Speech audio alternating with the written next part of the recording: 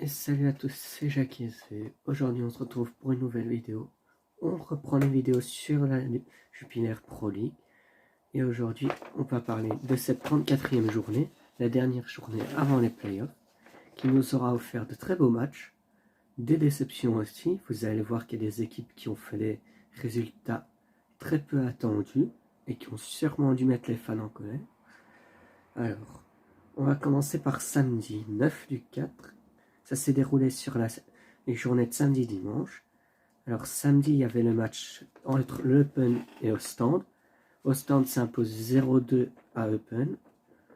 Ensuite, on avait l'Antwerp qui recevait le Cercle. Ils ne se sont pas départagés, ils ont fini sur le score de 1 partout. C'est tout pour les matchs de samedi. Pour les matchs de dimanche, on commençait avec la Gantoise contre le Leuven. Un peu David contre Goliath. Et Goliath a écrasé David 5-0 pour la Gantoise. On avait l'Union qui recevait le Beerscot. Un match sans but, ça a fini sur un 0-0. Ça m'arrange. Ensuite, on avait Courtrai qui recevait Anderlecht. En début, Courtrai menait 1-0, mais finalement Anderlecht s'impose 3-2, enfin 2-3, pardon. Pour suivre, on avait le match Serein contre Genk. Serein qui a perdu 0-2 sur sa pelouse. On avait Saint-Tron qui accueillait le Standard. Et là, les fans devaient sans doute se dire que le Standard allait gagner assez facilement. Résultat 3-0 pour Saint-Tron, net et sans bavure. Ensuite, Charleroi qui recevait Zulte Waregem. Victoire 3-0, net et sans bavure de Charleroi. Et enfin, Bruges qui recevait Malines pour un match remporté par Bruges 2-0. Ce qui fait qu'au classement, à la fin de cette 34e journée, Union leader avec 75 points, suivi de très près par Bruges avec 72 points, 3e Anderlecht, 4e l'Antwerp. Ces 4 équipes vont faire donc les playoffs 1. Je vais oublier de le noter. En playoff 2, ils sont aussi 4. Nous avons la Gantoise, 62 points. Donc c'était vraiment chaud pour la Gantoise. Ils auraient pu être juste devant.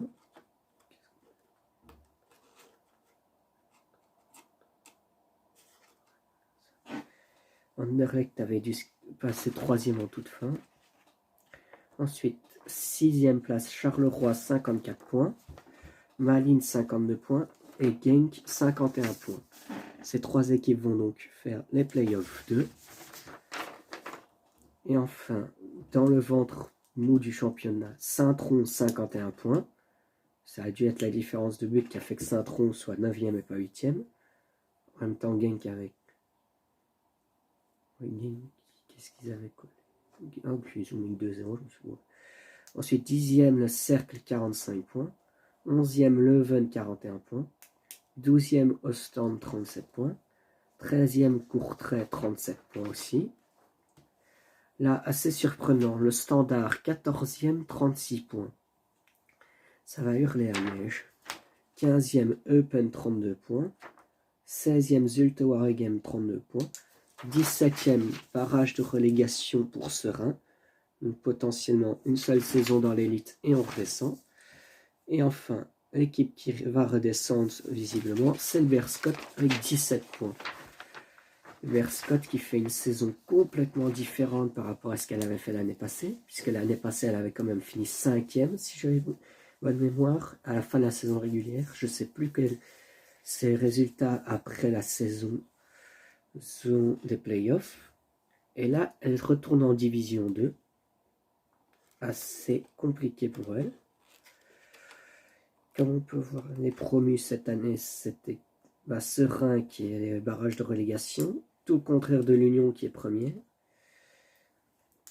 Un autre promu, cette fois c'était l'année passée en même temps que le Beerscot, c'est Leuven qui va donc d'office commencer une 3e saison l'année prochaine.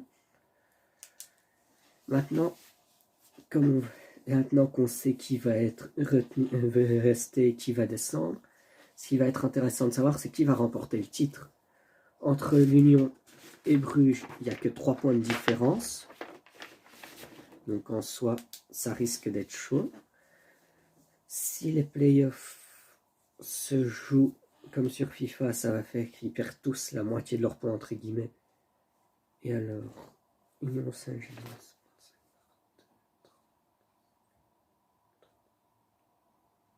37 points. Bruges, 36 points.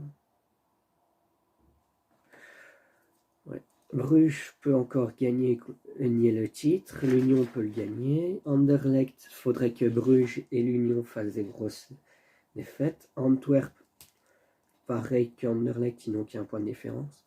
En playoff 2, la Gantoise a presque 10 points d'avance sur Charleroi. On a 10 sur Malines et on a 11 sur Game. Donc à la limite, ils ont plus de chances de gagner les playoffs 2.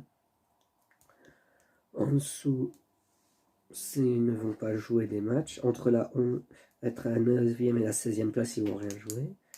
Serein, il faudra voir contre qui ils vont tomber pour rester en Division 1.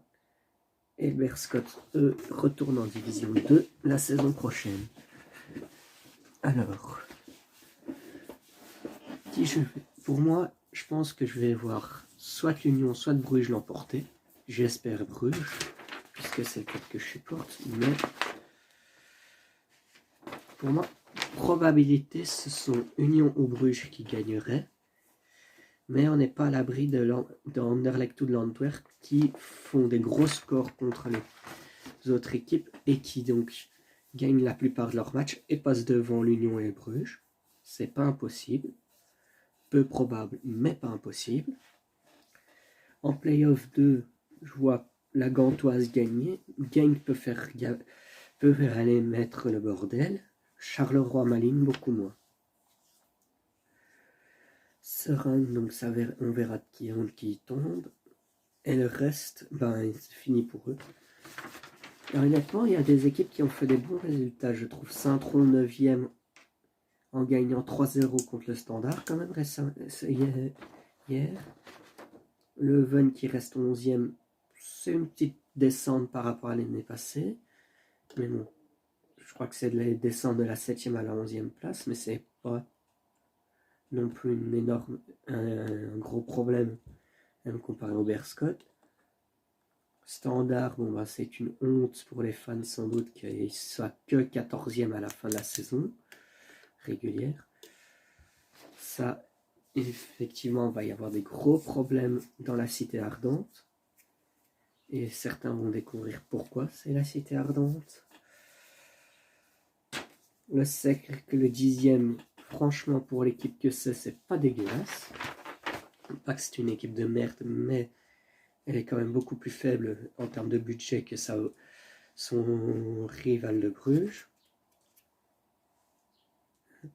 Courtrai 13e, c'est pas mal quand on sait qu'ils ont failli battre Anderlecht ou au moins faire match nul. Eupen, ils ont quand même... Bon, ils ont perdu contre Ostende 12e, mais ils ont fait aussi des bons résultats. Zulte Waregem, ils étaient quand même pas loin de se retrouver à la 17e place, 4 points seulement les séparent. Eupen aussi d'ailleurs, 4 points séparent Eupen de Serein. Le Standard, 8 points seulement, donc ces 3 équipes-là ont failli y aller en barrage de relégation. Qu'est-ce que ça aurait été dur de voir le Standard en barrage de relégation?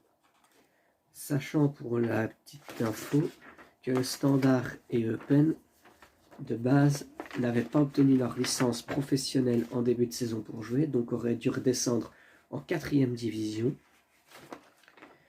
Donc, Ostende, 4e division, Standard, 4e division. Et ben, on imagine bien le Standard mettre des grosses claques en 4e division. Et voilà, c'est ainsi que se finit cette vidéo. On verra qui s'affrontera en premier dans les playoffs et qui remportera le titre de Belgique, qui remportera les places qualificatives pour l'Europe.